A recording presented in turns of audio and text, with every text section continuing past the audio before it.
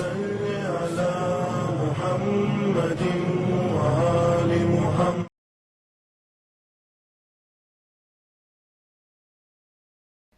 اعوذ باللہ من الشیطان الرجیم. بسم اللہ الرحمن الرحیم.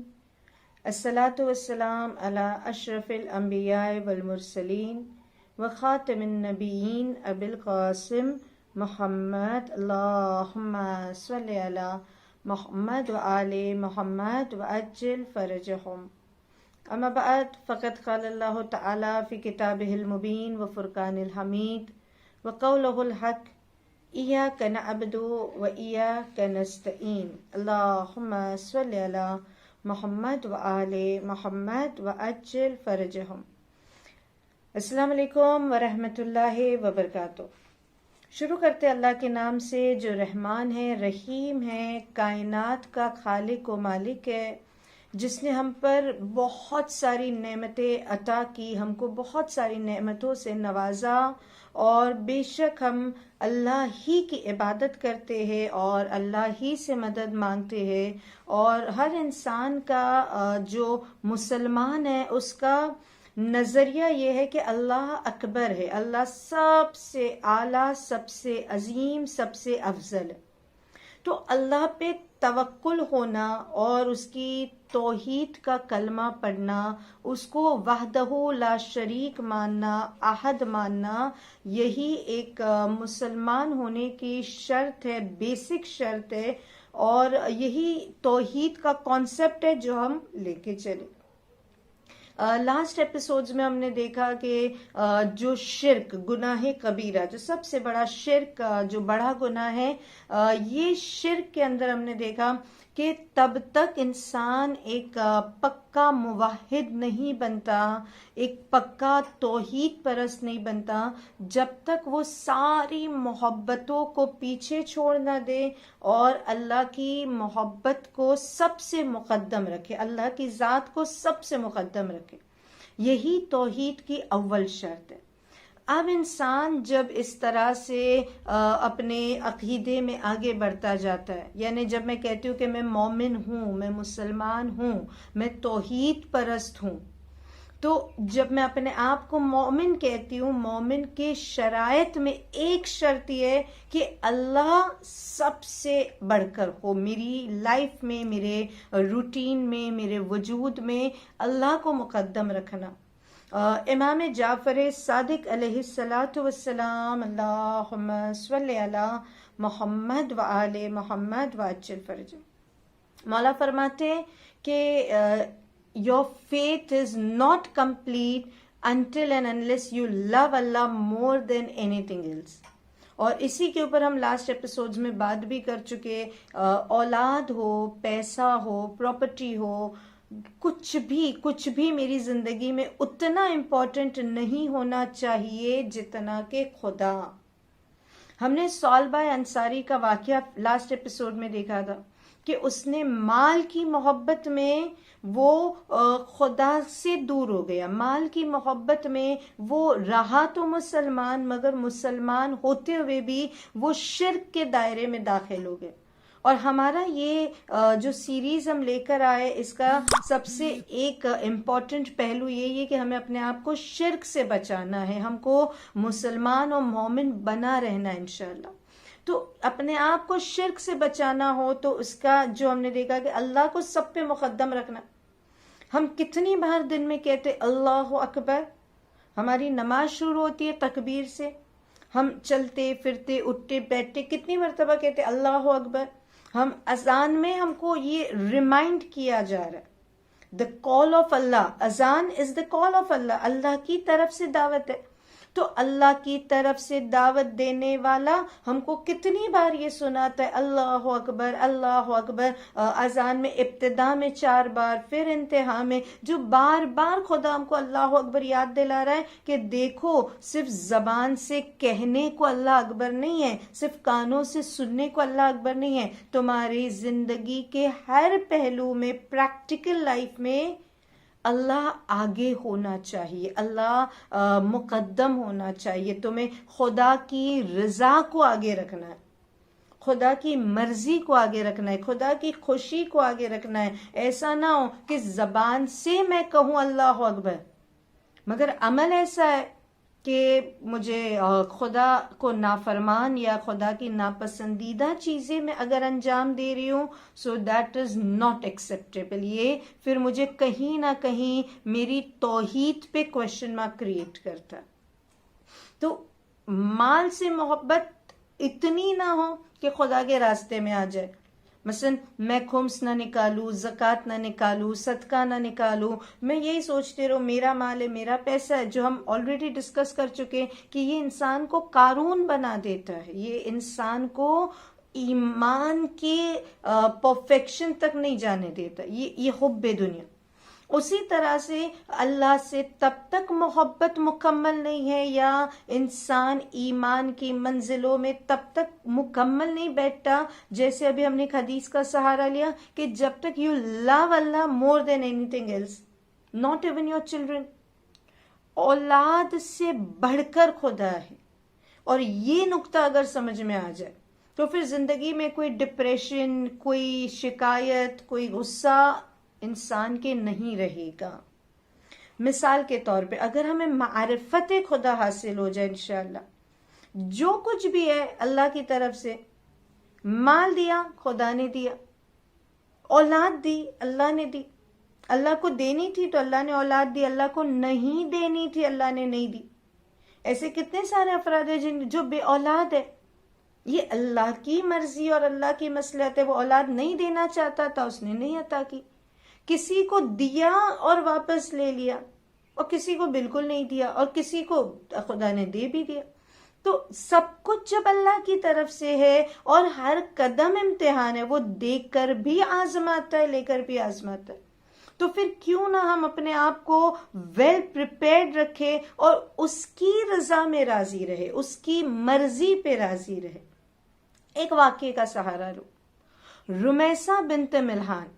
Now again this is a very name کہ جو بہت سارے سبق سکھاتا ہے. رمیسہ کی کنیت ہے ام سلیم رمیسہ. رمیسہ کا ایک بڑا انٹرسٹنگ سا واقعہ، میں اس کی مکمل ہسٹری نہیں لے رہی ہوں، بس اشارہ کر کے واقعے تک آؤں کہ یہ وہ مسلمان تھی کہ جو ابتدائے اسلام میں ایمان لے کر آئی. یعنی ابھی بس دعوت رسالت دی جا رہی ہے، دعوت توحید دی جا رہی ہے. دا انیشیل ڈیز آف اسلام میں رمیسہ نبی پاک کی بیعت کر کے مسلمان ہو جاتی ہے. اس کا شوہر مالک یہ مشرک رہا، اس نے بڑا سمجھایا مگر وہ دین خدا کی طرف نہیں آیا. جب وہ نہیں آیا تو رمیسہ نے کہا کہ then I am going to separate from you.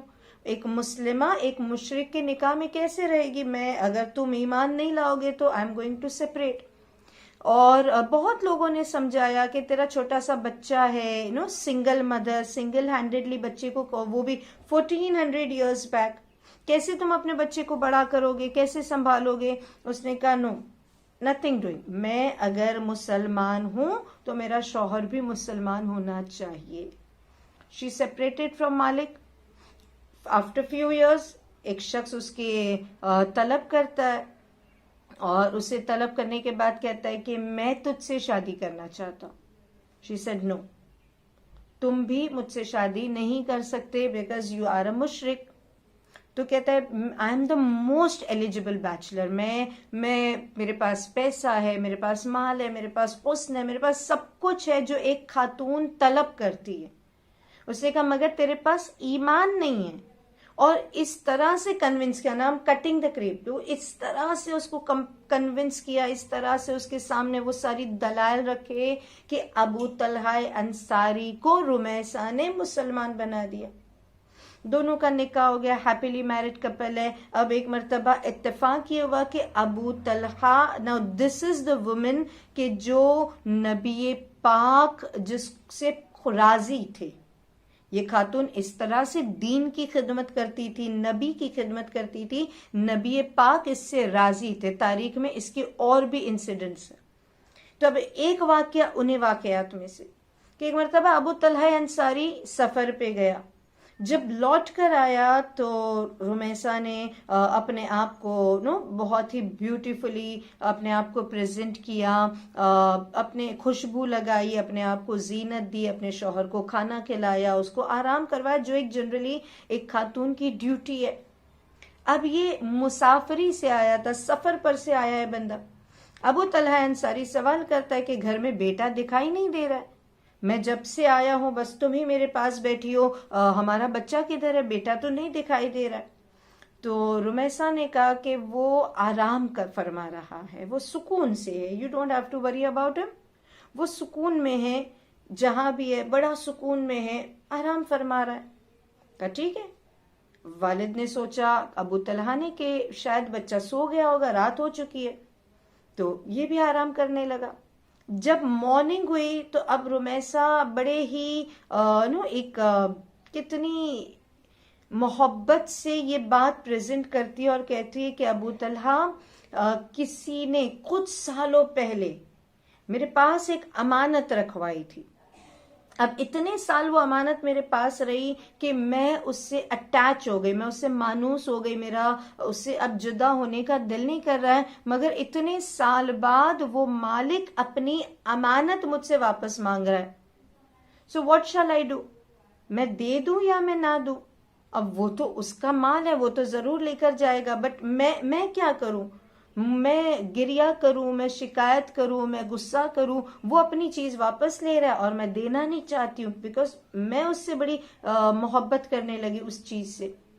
تو ابو طلحہ نے کہا ارے تو مسلمہ ہے، تو مسلمان ہے، تو مومنہ ہے، اور امانت میں خیانت نہیں کر سکتی، چاہے کتنے سال تیرے پاس وہ رہی ہو، یا کتنے سال تو کتنی زیادہ تجھے اس سے محبت ہو، جس کا ہے وہ واپس لینے کا حق رکھتا ہے، اور تم روک نہیں سکتی، تم منع نہیں کر سکتی، تمہیں اپنے آپ کو عادت ڈالنی ہوگی اس کے بغیر رہنے کی، مگر جس کی امانت ہے اس کے مالک کو لوٹانا ہے۔ کوئی شکایت، کوئی غصہ یہاں پہ ویلڈ نہیں ہوگا۔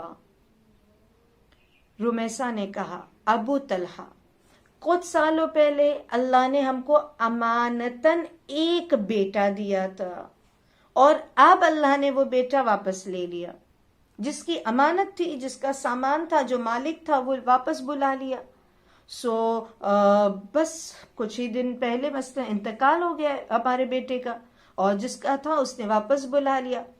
تو ہمیں صبر سے کام لینا ہے، جس کا مال تھا وہ جس نے عطا کیا تھا وہ لے گیا، تو اب ہم کو صبر کرنا ہے، کوئی شکایت، کوئی غصہ اس طرح سے، اب دیکھ فطرت ہے، گریا کرنا فطرت ہے، اللہ نے آنسو دیے ہیں، گریا خدا کی طرف سے ہے، تو یہ گریا کرنا یا آنکھ میں آنسو آنا یہ فطرتن ہے، یہ شکایت نہیں ہے۔ تو اب یہ کہتی ہے کہ اللہ کی بارگاہ میں گریا ہو سکتا ہے مگر شکایت نہیں ہو سکتی، ہم صبر کریں گے۔ ابو طلحہ نے جب اس طرح سے اپنے بیٹے کی انتقال کی خبر سنی، رسالت مآب کے پاس آیا صلی اللہ علیہ وآلہ وسلم، حضور کے پاس آگے کہتا ہے کہ یا رسول اللہ میرے بیٹے کا انتقال ہو گیا، میں سفر پہ تھا، جب آیا تو میری بیوی نے رات کو تو کچھ نہیں کہا آرام سے، جہاں بھی آرام سے، اور ابھی مجھے اس طرح سے وہ بات پریزنٹ کر رہی ہے۔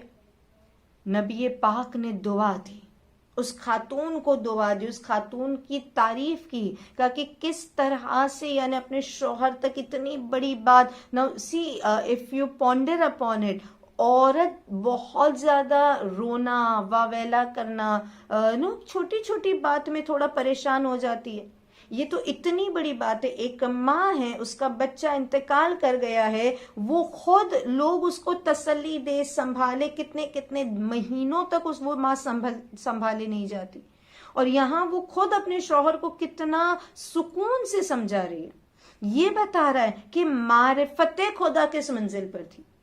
رسول اللہ کو یہ بات اتنی پسند آ گئی، حکم خدا سے رسول اللہ نے اس کو یہ پیغام دیا کہ اللہ تجھے ایسی نسل دے گا یا ایسی اولاد دے گا کہ جو دین کی خدمت کرنے والی ہوگی، اور اس کے بیٹے سارے کے سارے، بلکہ اس کی نسل کے بارے میں ملتا ہے تقریباً کچھ 10 اولادیں اس کی حافظ قرآن ہوئی۔ تو جس طرح سے اس نے معرفت رکھی خدا کی کہ اگر تو نے اولاد دی تھی یہ تیری امانت تھی، جب تک سنبھالنا تھا سنبھالا، جب تجھے صحیح لگا تو نے واپس لے لی۔ یہی معرفت اگر ہم سمجھ جائیں، ایک خاتون، ایک مسلمان عورت اگر اتنا جذبہ رکھتی ہے اور اللہ کی معرفت کی طرف ہم کو لے جاتی، ہمارے ایمان کو اگر تازہ کر دیتی ہے، تو پھر ہم اندازہ لگائیں کہ جس کے گھر سے اسلام چلا تھا، جس گھر سے معرفت خدا کے بیس نکلے ہیں، فاؤنٹنز نکلے ہیں، اس گھر کا کیا عالم ہوگا کہ ہم نے دیکھا کہ یہاں پر اتنی اولادیں شہید ہو جاتی ہے کربلا کے میدان میں، مگر وقت کے امام پر اور دین کو بچانے کی خاطر مائیں اف نہیں کرتی، بلکہ ہر ماں کی یہ تمنا تھی کہ دین بچانے کے لیے میرا بیٹا کام آ جائے۔ اللہ شہدائے کربلا کے طفیل ہمیں بھی حقیقی معرفت الہی حاصل کرنے کی توفیق عنایت فرما۔ اللہ ہماری بھی جو امتحان اور جو قربانیاں چھوٹی چھوٹی ہے اسے قبول فرما، اور ہمیں بھی تیری توحید کے راستے پر صراط مستقیم پر ثابت قدم فرما۔ وآخر دعوانا ان الحمد للہ رب العالمین۔ اللہم صلی علی محمد وآل محمد وعجل فرجہ۔